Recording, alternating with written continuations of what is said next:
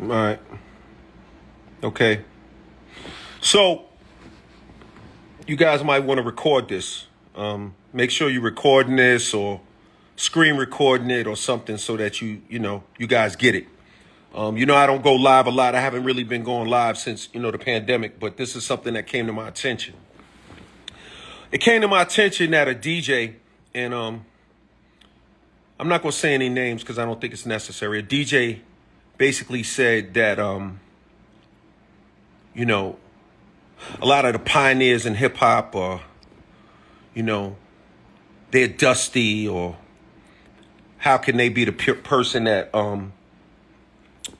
invented hip hop if, they don't have a lot of money.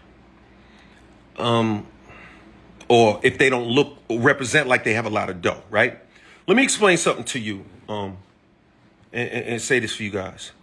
Don't confuse someone's ability to develop a business model. Don't conflate. In other words, don't think just because somebody knows how to get money or fails to get money that they didn't make a contribution to the culture. No one discusses Miles Davis's bank account. We don't talk about John Coltrane's bank account. We don't talk about a lot of even rock musicians, a lot of them. We don't talk about their bank accounts. A lot of great country artists, we don't talk about their bank accounts. This idea that you have to have money or else you don't have any value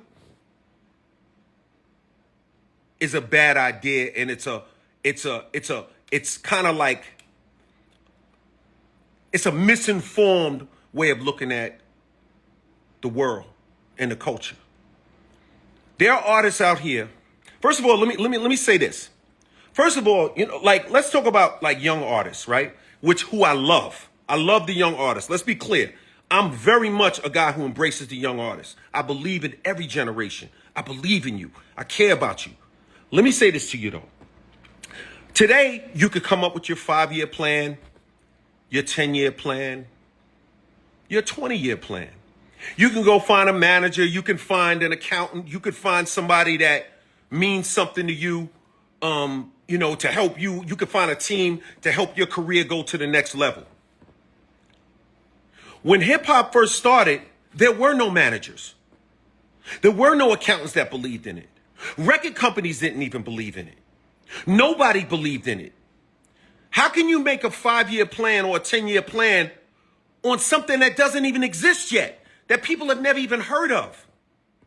So just because a couple of these guys and girls and people out here made songs and made music and made contributions to this culture, or even dancers danced and made these contributions to culture, just because they didn't get rich, just because they weren't able to pile up millions or billions of dollars, does not mean that they didn't make a contribution to this culture. That does not mean that they didn't do something. They created an industry that we all ate off of. They created an industry that you eat off of. When you go out there and you go monetize your brand, when you go get your whatever and do what you got to do to build your career, when you go out there and negotiate your deals and negotiate your checks and talk tough, guess what? That money, that bread, that food that you eating was created by those same people that you disrespecting. That industry was created by them same people that you call in, foul words, foul language. The people that you're referring to. So my thing is this. It's always good. It's always good to get money. It's always important. It's important. It's important to get money. I agree. I'm all about getting paper. I've been talking about it my whole career. But don't ever, ever, ever confuse being rich with making a contribution to our culture. Don't ever play yourself like that again. Because trust me, you playing yourself. Because without these dudes and these girls who started this hip hop culture, a lot of the guys that's out there talking tough, you wouldn't even have a career. We'd be on the corner with a beer, talking about what's the next move we gonna make. So I would say, approach this game with humility and be glad and be thankful that these pioneers, these exactly slave mentality. Be glad that these pioneers helped create this culture. And let's show them love. Let's elevate them. Let's celebrate them. That's why I started Rock the Bells. That's why I started this movement. So I wouldn't have to listen to foolish rhetoric about people that changed the world. These people changed the entire world. The whole planet runs on hip hop culture right now. The whole planet, every commercial, everything you could think of is all about hip hop. And there are people out there that started this thing, and I think that they deserve to be honored and respected. I'm gonna leave it right there. I'm not gonna say no names. I'm not gonna say nothing foul. I'm not gonna go at nobody's character. I'm just gonna say,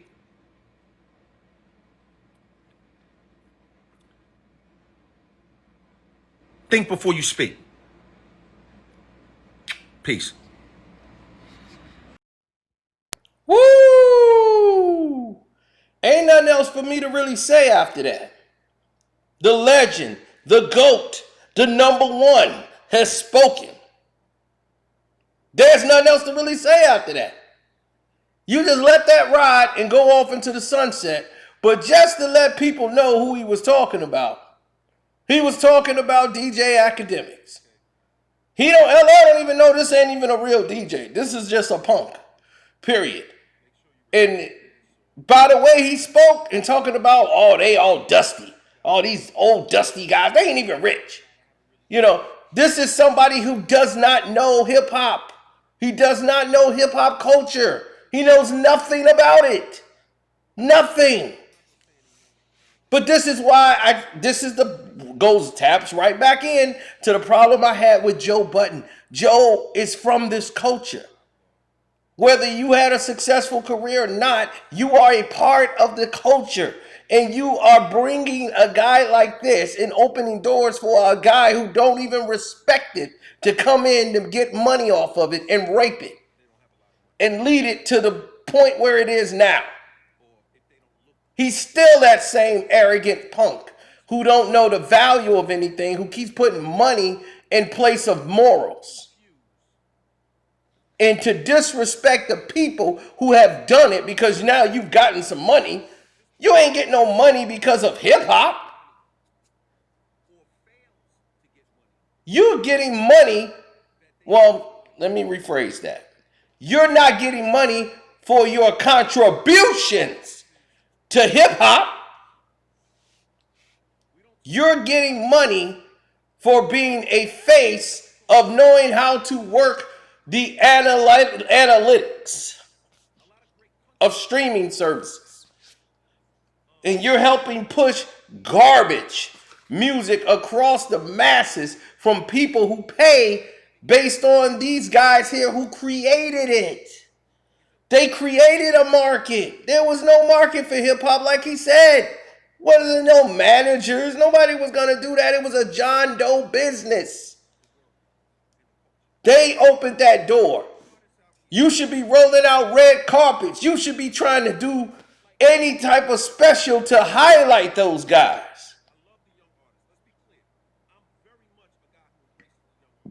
Talking about we old school and I'm old school. Cool. You talking about the new age and you do the new age. That's cool, but you ain't got to disrespect those who paved the way, who opened the doors. That mentality of thinking gets doors closed on you because you want to go to certain places and you don't realize those old dusty dudes that you talking about, they gonna remember you, buddy. And they got guys that's in those positions, that's in those chairs.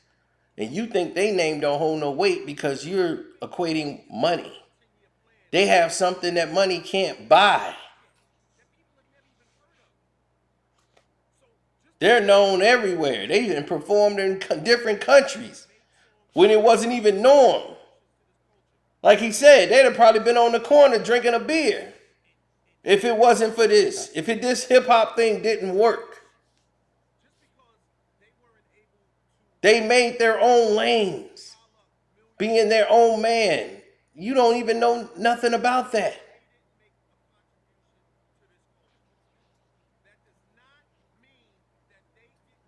What is your contribution? This is not a hate on DJ Akademiks. This is we hate what he stands for. This is nonsense. Like you said, a slave's mentality. No, it's really an ignorant mentality. Because even slaves, not all slaves had the same mentality. A lot of them didn't want to be in chains. They were thinking, I got to do this because I got to keep my family safe for the next generation. I got to prepare my boys. I got to prepare my daughters. We got to escape. We have to plot, plan, and strategize. I might not make it, but my family got to survive. So I got to think that. So the slave's mentality is ones that have become comfortable to being kept, comfortable with just being submissive. That is the slave mentality. And that's this guy. That's Akademiks. Slave, mentally. He's used to being kept. He's used to somebody telling him something. Somebody pay him a check for something. And it dictates how he feels about it.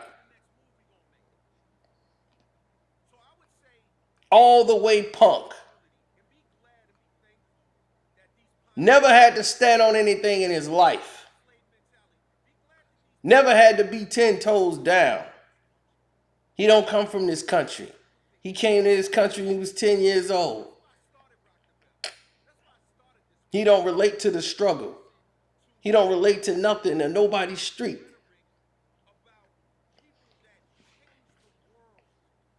He stayed in the house. That's all he did was stay in the house. And then he's trying to come out and act like he could talk about and dictate what street hip hop is. Talking about gang culture and what's gang. Because he's manipulating the young internet users, not young hip hoppers, young internet users. They're not hip hop. They might listen to some songs, but that doesn't make them hip hop. These are just people on the internet who's attracted to drama. These are the same people that's not finna go out and buy the album. Who did Akademiks make rich? What's his contribution to the game? Having Whack 100 go on the radio talking about he's extorting people with sex tapes, then he's caught in a sex tape. Then you got another dude said he'll suck a D before he get it in the butt. That's his contribution.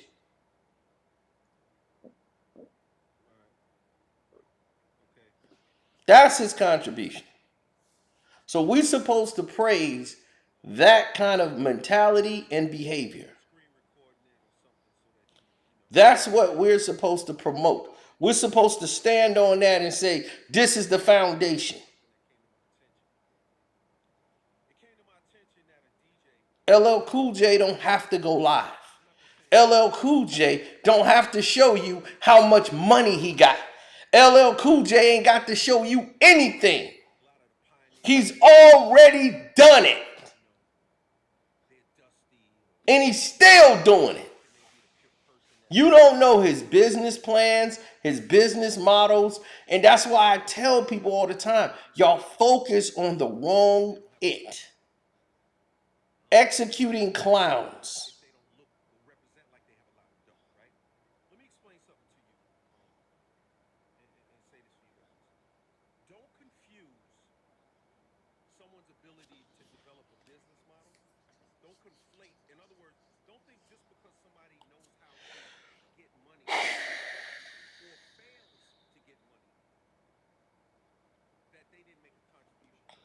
Now,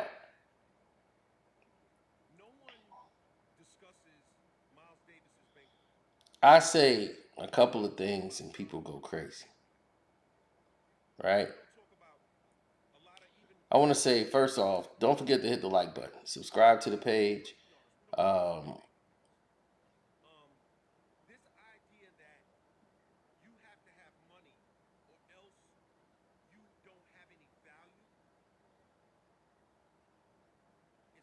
I want to say to everybody out there that love hip hop and the craft and the art. When I got into this and started talking about hip hop, I talk about it and I knew so much because I loved it. I come from that culture. I come from the music. I knew what was going on in the structures. I remember when they had to ride the Greyhound buses. They weren't really getting enough money to get on a plane. They were riding trains and Amtraks. DJs was putting the records in crates. The DJs had all the money. The rappers were broke. I remember those days. That's why all the rappers were mostly started off as DJs. That's how they can get the mic and be able to rap. They had to tell people, yo, I DJ. So they had to learn how to DJ just so they can get on the mic at a house party and rock and build their name up in the neighborhood. It's like, oh man, dude can rhyme, he do this and that. They didn't start out as rappers. Most of them, everybody was a DJ.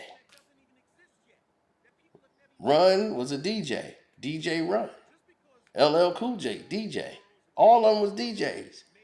You see, and this is what I'll try to get people to understand is that the culture, DMC, from Run DMC, all of them. DMC was a DJ, Run was a DJ, and Jam Master Jay was a DJ. All three of them. Working the ones and twos. So they can get on the mic. Curtis Blow used to produce for them and used to write for Run. That's why he was the son of Curtis Blow. So he used to write some rhymes for Run. Run was the DJ. Curtis Blow was rapping, and he was known as the son of Curtis Blow. You know, I know hip hop history, so therefore, it's like knowing, like being taught war history and who fought in two different countries. I knew all this stuff because I grew up around it. I was surrounded by hip hop lore and its history and the glorifying of nonsense we didn't get into. So I knew better than to mislead the people. In my beef videos, I tell you what happened with the beef. Then I tell you what should have been done and how to resolve it and how, it's really nonsense. I don't glorify violence. I never have. Because I know what it's like. I've seen people lose somebody. I've seen my best friend die. I didn't see it, but I've experienced that. Suddenly, boom, shot in the head, gone. Whole life change. So I appreciate things that we might have taken for granted. When my best friend was killed, I was what, 23, 24? And he was 21. And boom, he's dead. So it's like,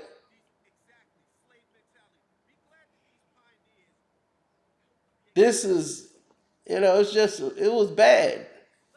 It's just real bad. And you got all these young kids out here who are on the internet because they don't have to really engage. They safe in their bubble. They're on the internet. No one knows where they at. They can just walk around. Nobody knows it's them. And now everybody know it's them. And now they feel safe in their bubble. They still living in prison. He can't go nowhere. Where could Akademiks go? He ain't go nowhere. He's stuck.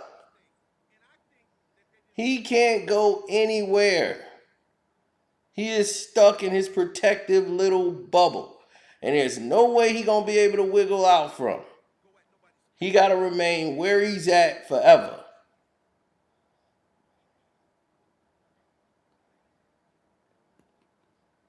Now people know what he look like. They know that's DJ Akademiks. So he gonna need security everywhere he goes. So he needs money. Because without money, ain't nobody gonna take care and look out for him. Ain't nobody got his back because, that's my guy. And you're gonna say the wrong thing to the wrong individual who's really street, who's really from there, and they're gonna be leaning on you. And once you ain't doing what they think you should be doing, or you gonna say something crazy and think these other guys got my back, then bang, there's no more academics, and then everybody's in a free for all, like, oh man, this is real. It's always been real. But to disrespect legends who have paved the way to try to make it look like to your audience and the people that listen to you that they're irrelevant because they didn't make a lot of money and they helped build this culture. No, you're supposed to champion and honor them because those opportunities wasn't there for them. They paved the way. They was limited by the technology of their time. There wasn't the internet out when they was doing their thing, where they could just go ahead and get their own audience. They had literally 50,000 people listening to them, breaking down doors, going to see them live. They were selling 500,000 copies in their neighborhood, not even leaving their block. And there was no internet. These dudes were selling tapes out of the trunk of their car. They was riding on bikes. They was going to parks and repping the mic in a park where people were ready to jump them because they wasn't from the neighborhood. But because they could rock the mic so good, they chilled. It was like, oh, I do good. He could rap. So respect these crews.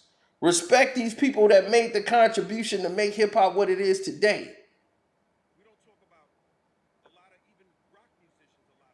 Put respect on these people's names, bro. Because you looking mad goofy out here. LL Cool J is my favorite rapper of all times. Period. Then there's Nas. That's how it works. Nas can't go ahead of LL Cool J. LL Cool J was it.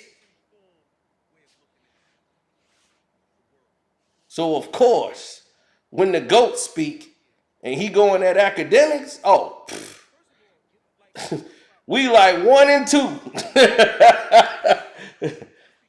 That's 1 and 2.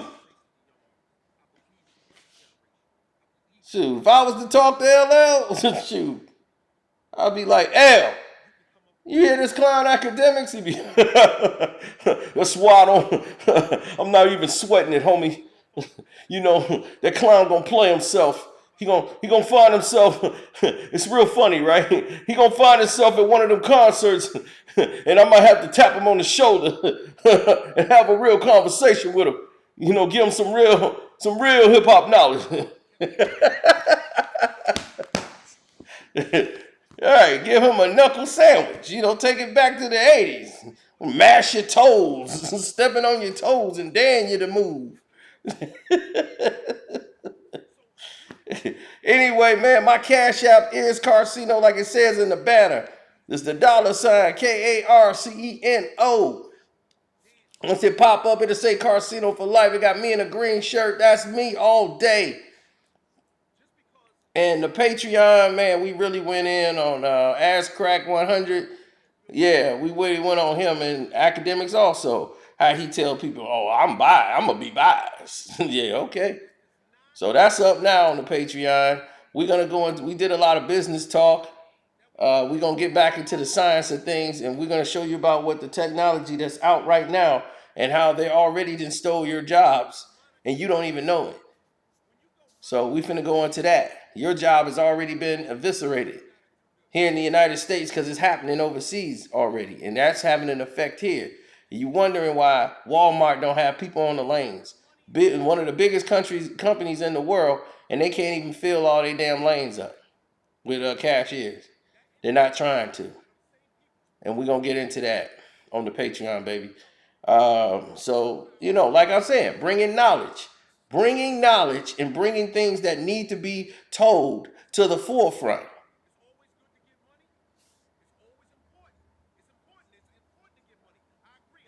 So on that level, I'm out. God bless everybody out there. Shouts out to LL Cool J. Somebody asked me for some winning picks for the games this week. I'll help y'all out. If y'all want some winning picks, all right, we're gonna do it on the Patreon again. Give y'all some winning picks. because I've been on fire for the past 2 weeks. So it is what it is. Anyway, God bless. I'm out.